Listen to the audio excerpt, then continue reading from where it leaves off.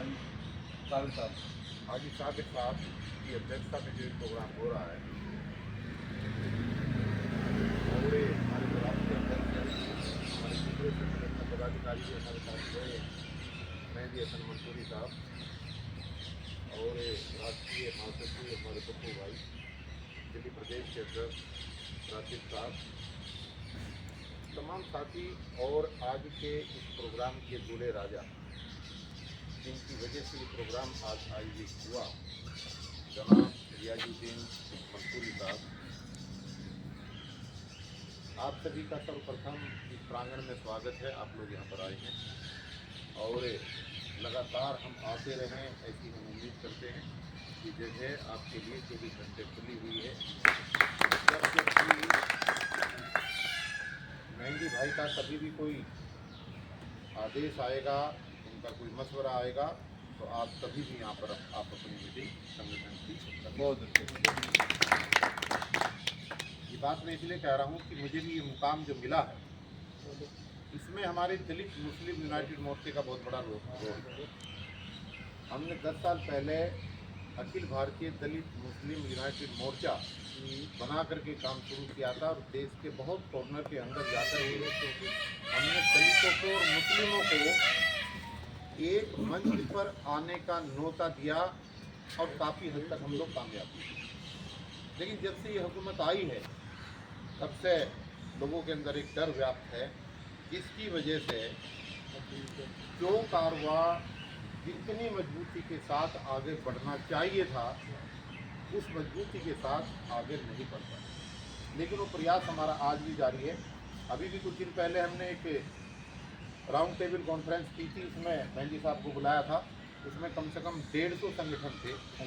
उस दिन भी हमारा प्रपोजल था और आज भी यही है कि दिल्ली के अंदर एक प्रेशर ग्रुप ऐसा होना चाहिए कि जहाँ जहाँ पर भी कोई एट्रोसिटीज़ हमारे साथ हो जाती है, वो दलित के साथ हो या मुस्लिम के साथ हो, कम से कम 200-400 लोगों का एक ग्रुप ऐसा हो ताकि तुरंत वहाँ पर 24 घंटे के अंदर आवाज़ देने पे बहुत फर्क पड़ता है। लेकिन जो उस्मानपुर की बात आप कर रहे हैं, अगर हम सब लोग वहाँ पर ना होते तो पुलिस वाले वहाँ से कदम नहीं चलने देते ना।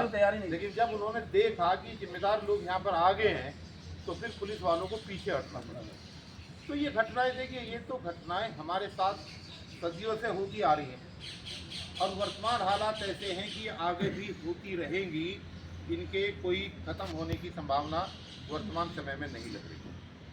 इसलिए इस संगठन को, और ये एक वरदान भी हो सकता है कि जनाब रियाजुद्दीन मंसूरी साहब के माध्यम से जो एक पैगाम पूरे देश के अंदर गया है, जैसे मोदी कहता है ना कि आपदा में अवसर ढूंढो, तो ये भी हमारे पास एक मौका है कि हम अपने संगठन को और ज़्यादा मजबूती के साथ मंसूरी फेडरेशन को खड़ा कर सकते हैं और मंसूरी समाज की पहचान पूरे देश के अंदर फैलाने में कामयाब हो सकते हैं। ये बात सच है कि मंसूरी समाज ने जो ये काम किया है, ये काम किसी जाति को देख करके, बिरादरी को देख करके, रिश्तेदारी को देख करके नहीं, बल्कि एक इंसानियत के नाते हुआ। और इंसानियत के पैगाम की दुनिया में कोई कीमत नहीं होती। मुझे तो बड़ी हैरानी हो रही है जानकर कि दिल्ली की सरकार ने कल रियाजुद्दीन साहब को बुलाया और मात्र 21,000 रुपये का चेक दे करके हाथ खड़े कर लिए, इसी शुरू कर दिए। ये बिल्कुल गलत है। एक नहीं, सैकड़ों घटनाएं ऐसी हैं जहां पर कोई आदमी हल्का सा कोई काम करता है और वहीं पर ये लोग पहुंच जाते हैं 1 करोड़ रुपए देने। ये जो इंसानियत है ना, ये पैसे के लिए नहीं की गई है। ये एक अंदर का भाव था। लेकिन अंदर का भाव अगर था भी तो या तो आप कुछ भी मत दीजिएगा भाई, या तो कुछ भी मत दीजिएगा, और अगर दे ही रहे हो तो फिर इंसानियत के उस पैगाम के बराबर दो जैसे दूसरों को देते हो। 1 करोड़ रुपए की राशि मिलनी चाहिए थी। ये एक बहुत बड़ी बात है।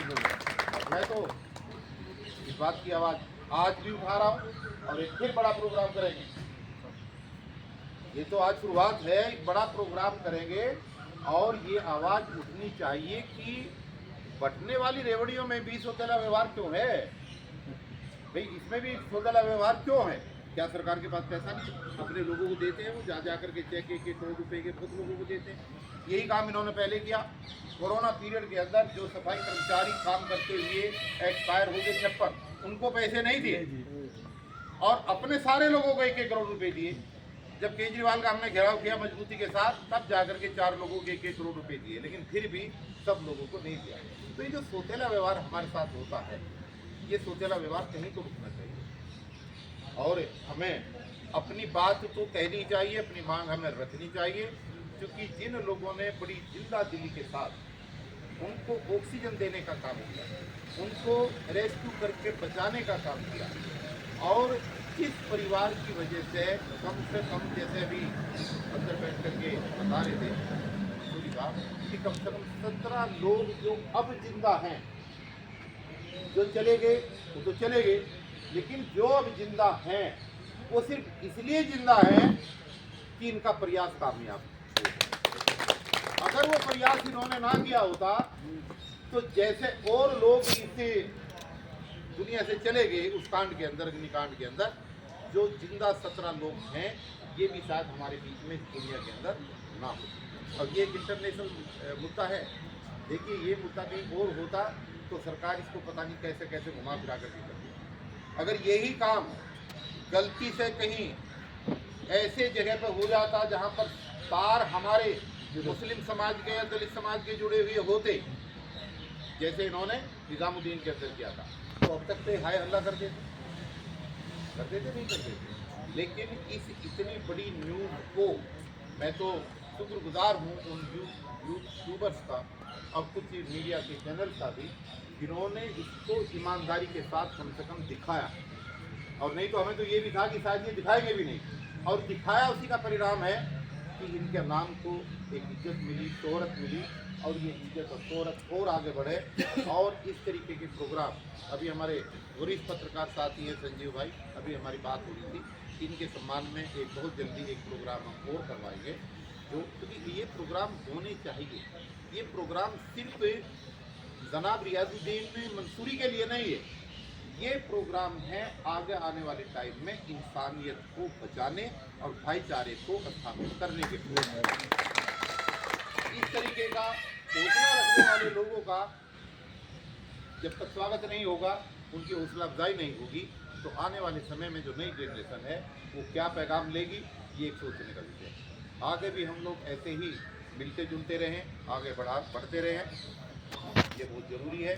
और आज इस मौके पे मैं तो यही कहूँगा कि आप यहाँ पर आइए, सब लोग आपका बहुत बहुत शुक्रिया, और अगली बार फिर आएँ और लगातार आते रहें।